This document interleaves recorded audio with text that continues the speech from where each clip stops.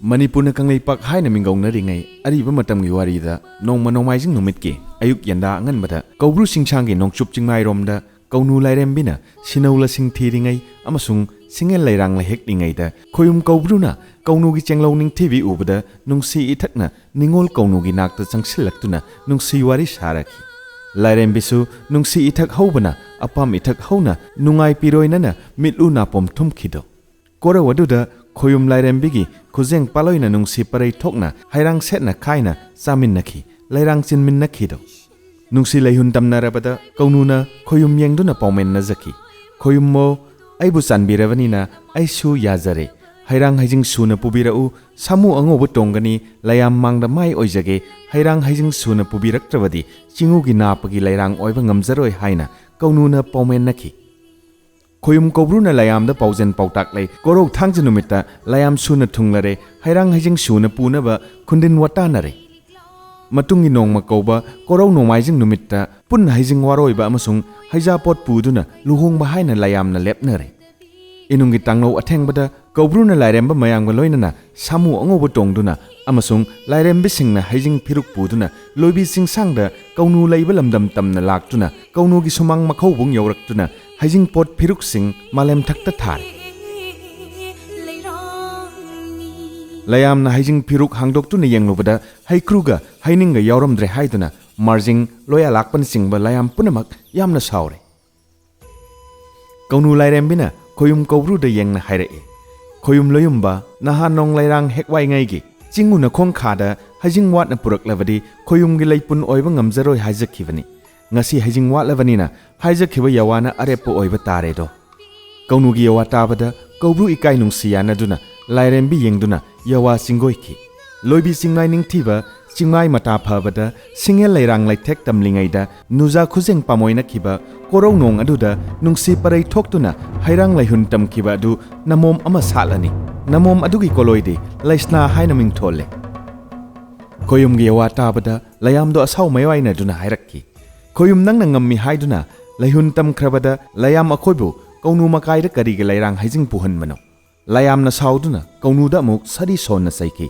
kaunu nangna lonja lonthup na ravanina nangna pokkadoriba namom adu hayeng muki mapok langolda thaudu nunggi mathakta satpa lairang oina sayom tamlo khoyum nongdam khona kanbana serana na saiki lairembe singna ningbadi nawa adu taibang hek phawbaga lairang olo haina chaigi khanki haye kaunu ikai nungsiya nare kobru yengduna singoi nakhi ningol aibu ikai phirup nang halawanina inung sora hek nganbaga khoyum nangna tongleba samu angouba amasung haijing phiruk mayam asi hayeng taibang suron phawbana kauda parai lakna thaudu nung olo haina sari sona saikhiye asum nangangna ringai koro phidup hulakle inung sora ngalakle leiramba samu angouba haijing phiruk singchu ngamna nung onkhi thaudo adu yengna layam su magi maran yaida hanki haibagi wari leiriba chingdumakne Kounu Ching matang asidagidi sing asi karomda kagani amadi karomda chatkani kayam sangna chatkani haiba punamak video asida makhata na haijaramge hello oh namthang omda kidum la e uri boge odanga ida mi tara khatane ai message tha kine oh Hoi hoi.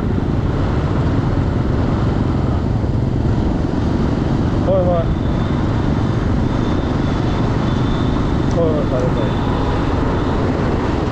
Exploring Manipur na miyam ga loina na leptana chachariba 2023 gi miyam ga punna chachaba ahan ba khongchet oina January gi tang 15 ayuk pung 8 da miyam ga punna thengnaduna ngasi chu Kounu Ching gi maikai tamna chatliba khongchet adumakne karom no Sana sakit jauh kok. Sangat sana. Ya. Saat am le mane san mi 30-40 mukil wanjal la. Khudak ta sin ba plan oi bagi ko. Mi du yam da ba. Yamna nungsiba matawne. Exploring Manipur ge Facebook ki page ta khongset asigi damakta khangan wai sing phongtok kharba matungda ai thana mioi 10 lakh biduna asiguma khongset asida saruk yaviri yamna laibak phabadi Senjam Chirangdagi Exploring Manipurgi Atai Khongcha Chingda Yaubiba Brother Dipakna Miam Lakpiriba Singbu Sana Thakna Sinbiduna Ngasi Ayuki breakfast asimadi Brother Sigi Yumda Oina Tare Adu di Hokchanji Kadang ban ta na terus ya? Oh. Oh. Oh.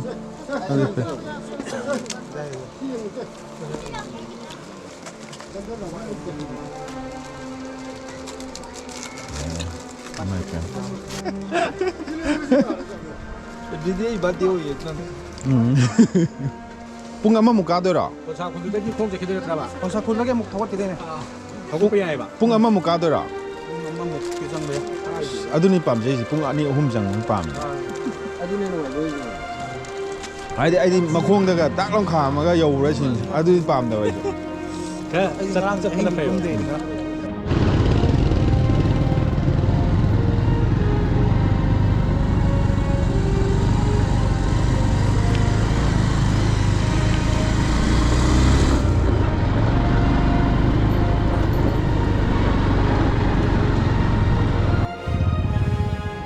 Mafam asidagi mangda uriba Singjao ahum sigi khwaidagi oirom da thangba Singjao asimakni event Kounu gi Singjao adumak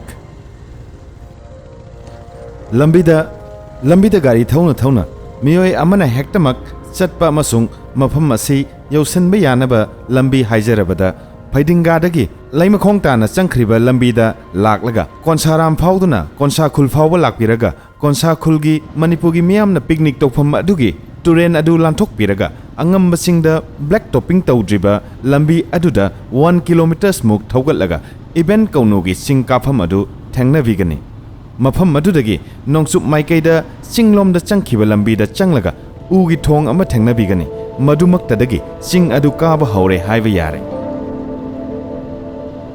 ꯑꯩꯈꯣꯏꯅ ꯍꯧꯖꯤꯛ ꯂꯥꯛꯆꯔꯤꯕ ꯂꯝꯕꯤ ꯑꯁꯤꯅ national sport university ꯂꯩꯔꯤꯕ ꯁꯦꯟꯖꯝ ꯆꯤꯔꯥꯡꯒꯤ ꯃꯅꯤꯡ ꯂꯝꯕꯤꯗꯒꯤ ꯐꯥꯎꯗꯨꯅ ꯂꯥꯛꯆꯕꯅꯤ ꯂꯝꯕꯤ ꯑꯁꯤꯃꯛꯇꯤ ꯍꯧꯖꯤꯛꯃꯛ ꯕ꯭ꯂꯦꯛ ꯇꯣꯞꯄꯤꯡ ꯇꯧꯗ꯭ꯔꯤ ꯑꯃꯁꯨꯡ ꯎꯐꯨꯜ ꯌꯥꯝꯅ ꯍꯧꯔꯤ ꯃꯔꯝ ꯑꯗꯨꯅ ꯃꯤꯌꯥꯝꯅ ꯃꯐꯝ ꯑꯁꯤꯗ ꯆꯠꯄꯤꯒꯦ ꯍꯥꯏꯔꯒꯗꯤ ꯃꯃꯥꯡꯗ ꯄꯟꯖꯈ꯭ꯔꯤꯕ ꯂꯝꯕꯤ ꯑꯗꯣꯝꯗ ꯂꯥꯛꯄꯤꯕꯅ ꯃꯤꯌꯥꯝꯒꯤ ꯈꯨꯗꯣꯡꯆꯥꯕ ꯁꯨꯡꯁꯣꯏ ꯁꯣꯏꯗꯅ ꯑꯣꯏꯒꯅꯤ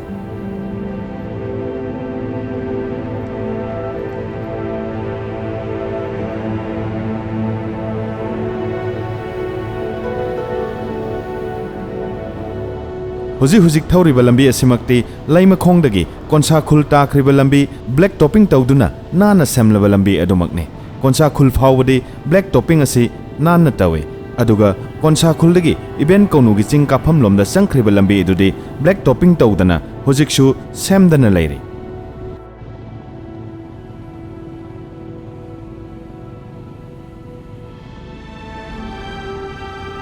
event Kounu amade ibudau kobrubu Mayang Langjing, Awang Khunau, Senjam, Sirang, Loitang Khunau, Tingri, Kautruk, Awang Pochangbam, Sairem Khul, Kameng, Sarauthel, Lairel Sajik, Lairel Kavi, Haibung Pokpi, Nongchuk Senjam, Tauthong, Haurang Kaithel, Haurang Saval, Kwak Sipai, Naren Konjil, Thamna Pokpi, Awang Sekmai, Laimram, Phumlok Kairoi, Phumlok Sipai, Pochangbam, Samu Sang, Kainok Thongthak, Khonghampat, Akham, Morok Ingkol, Lambal Khul, Phayeng, Awang Kaingam, Kurkhul, amasung Laikin Thabina Chingba, Lam Singda Latnari. Kanglai Pakta Mioibana Kundarak Pase, Kobru Singtaktagi Hawi, Haibagi Thazana Visu Lady. Awang Maike Ngakpa Laine, Kobru Amasung, Kounu Larembi. Lining to Kobulu Natragana, Kobru Haina Kangnariba, lining to Asigi Taloi Oikido, Kounu Larembi. Chahigi Ira Tony Toduna, Kurumjaba, Latjaba, Lairembini Kounu. Matamadugi Warida, Kounu gi Sana Sangai Ani Lairem. Lairembe Sigi Tasengba, Sana Sangai Oikiba, Chingduni, Kounu Ching.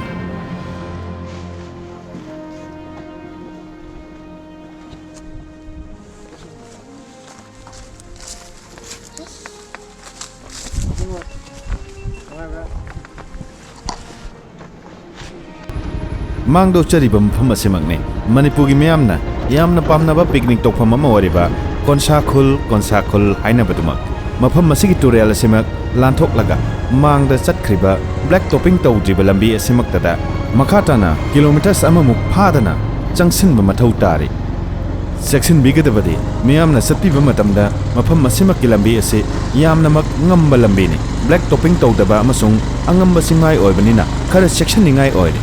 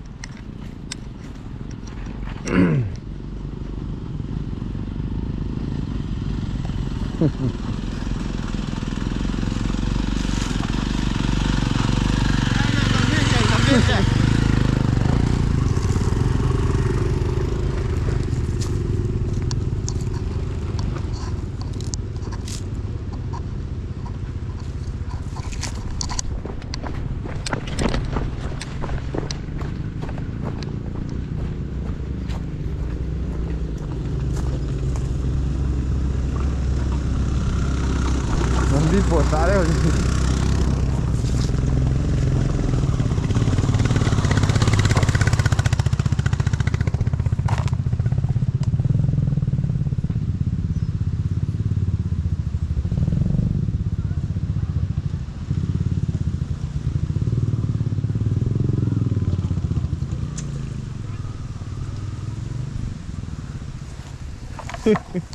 turira asa tu yo berapa kanano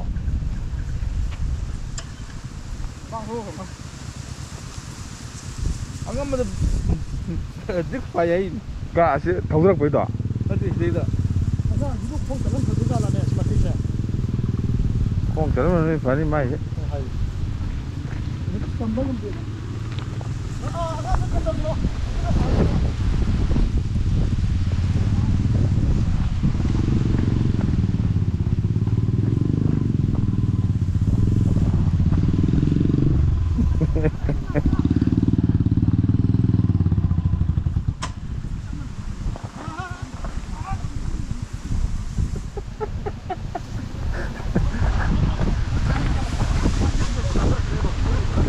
Adu sakputi fazana handara thokolo si angam bade singkat pangam moye lawa na to sima tekki kata ne ba oi da than dai ne ba lawa na to lawa na to abo handara do thokolo ba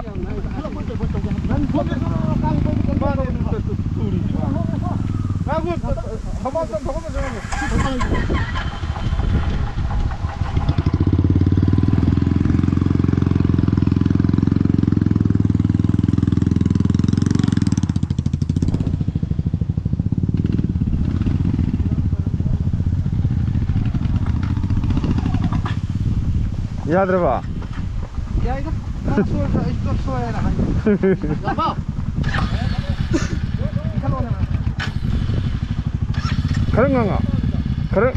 खरंगा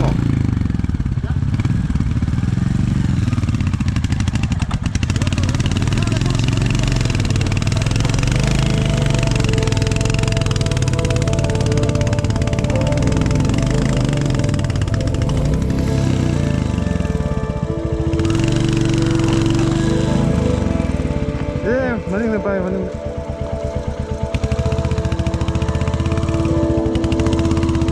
Ako asihan na thokol lang dito. Dali po.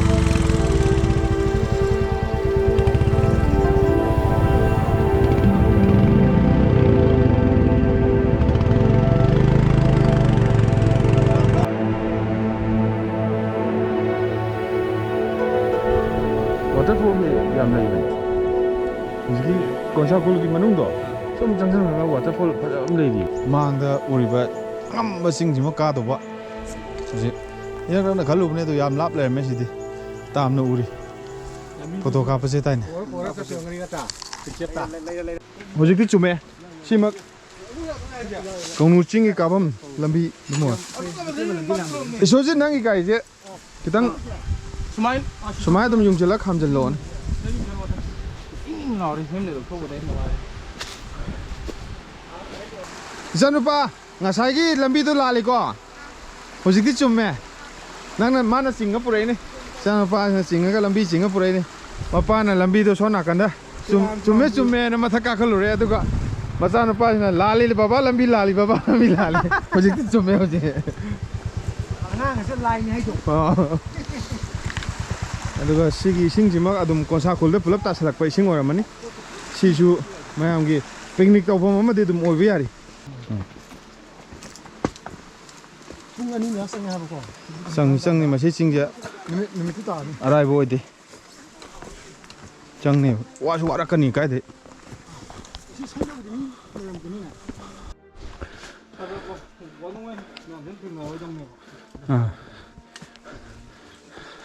nangi dialogue tum tor na ma usagi 혼자부터 먹어봐. 와 칼로리만 나와. dialogue to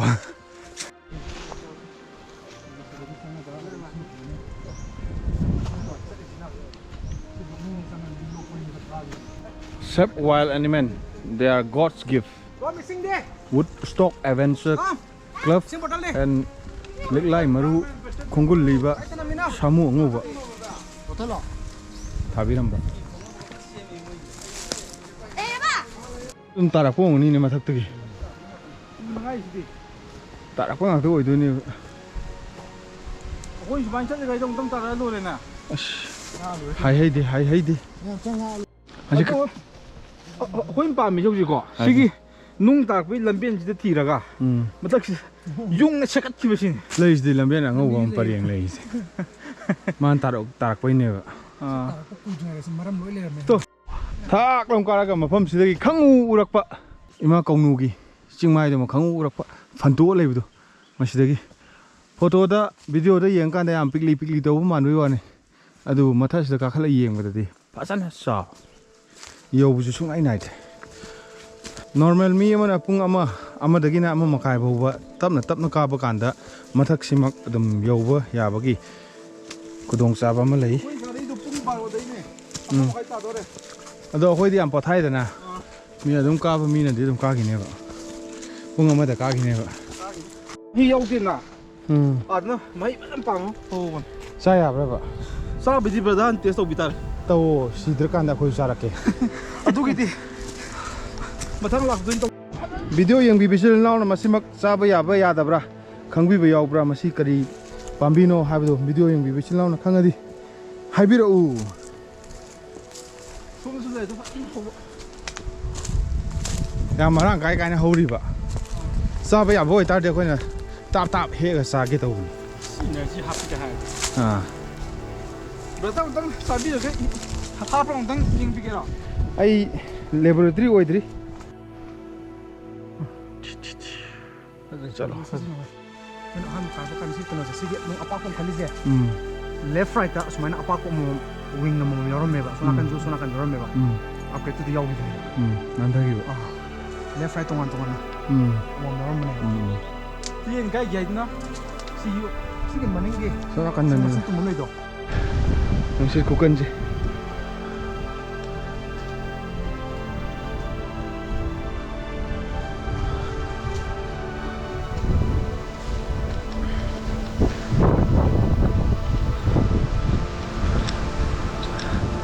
Telangga pa mari pat-patat kan.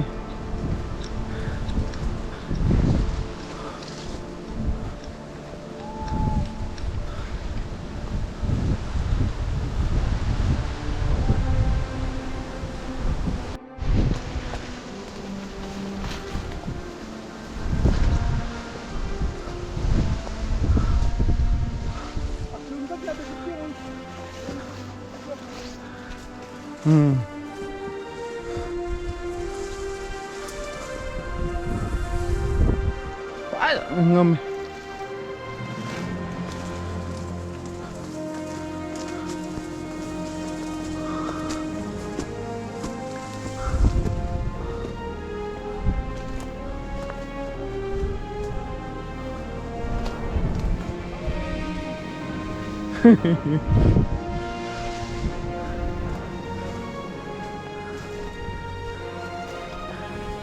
Event कौनु की चिंग अदु काबगी मतोन योरमदागी लेरिबा मफमने अदुगा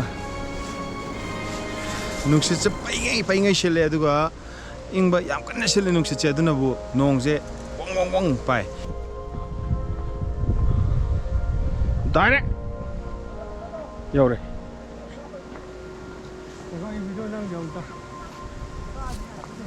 photo कापैरो सिना event कौनु की लाइफम दुनी मथक असिमक यामना अंगम पिकनी मसिक पिकि खोंगा खाखतपा यारो दो सिदा इरा थौनी थौरम पांथोकनरी हम काब याइ भाइया कांग दिने सिमतोन कांग दिने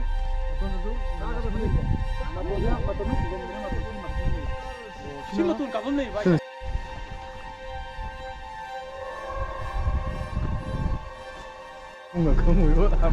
नाकंद तारीब सी नुंगसिमक्सु नांदरइने अदुना मसाइदि याम डेंजर दि ओइ जोआ हारकपा अममदा यामन खुदोंग थिंगाय ओइनि नुंपाक नै तो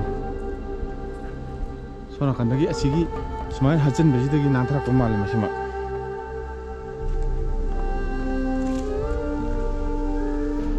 सिगी चिंगजिमक मचेन मचे तारे सखारे मतम अमदे तता निंगारकपे आबै चांस लई सिदि माय मतमदुगा आई मतमदुगा मानरू लोइने am thuna thuna se thong ning jaga mafam yam le kai dro ka do sibo se to asida ningar tu man be am le sigi nung mase siju oram ni mathak te kelak pa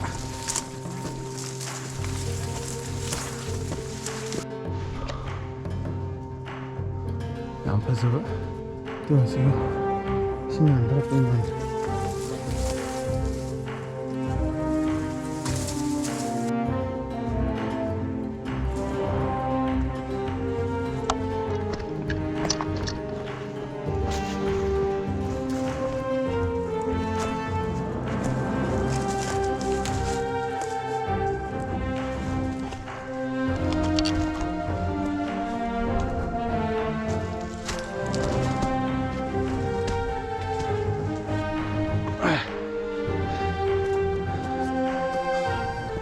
lambi ma som da lambi ma som bizi ma de se oyum normal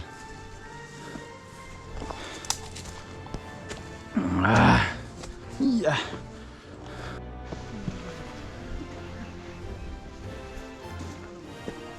sai khasan sa kai hai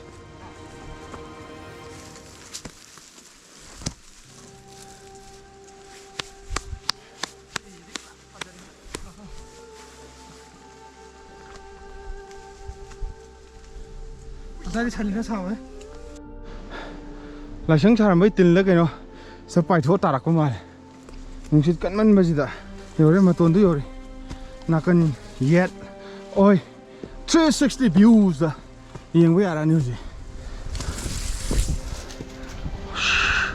nungsit sit bore nungsit cha awang lom dagi nate makha lom dagi awang lom da kan kan sit nungsit ni maram maduna nungsit selak pa kanda nong bubu nungsit oibani na akhoi da khara ingba shada ta ing ting be fawi hamsida horiba pambi jimak phut manga taruk mu wang ba pambi oibani na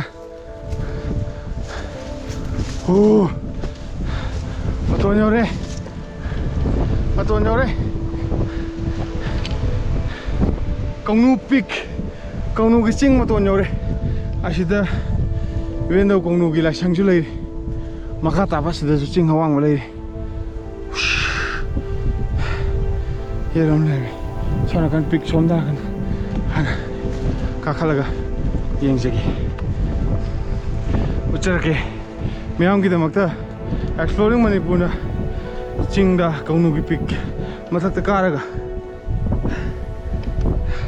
asimi oi tara ga loina na mi oi tara mathoi mi oi tara mathoi ga loina na Kounu gi sumba angamba singmai se karaga singmai singi khwai makok tu dagi uba aduma saktam ne Makatana putih sida imma pakale makatana sigi ching awang ba loi ba nai dana leiri yam kana sut ba nung sin sidi aduga lambi am to sarake hei uni uroi khangdre thang koina phagwala ga sali ba lambi kari uta khriba none ta ne di hai tabra tadra di khangdre amtang salaga yeng na ba matangai phodi amtang salaga yeng na bagi tanja du su lakani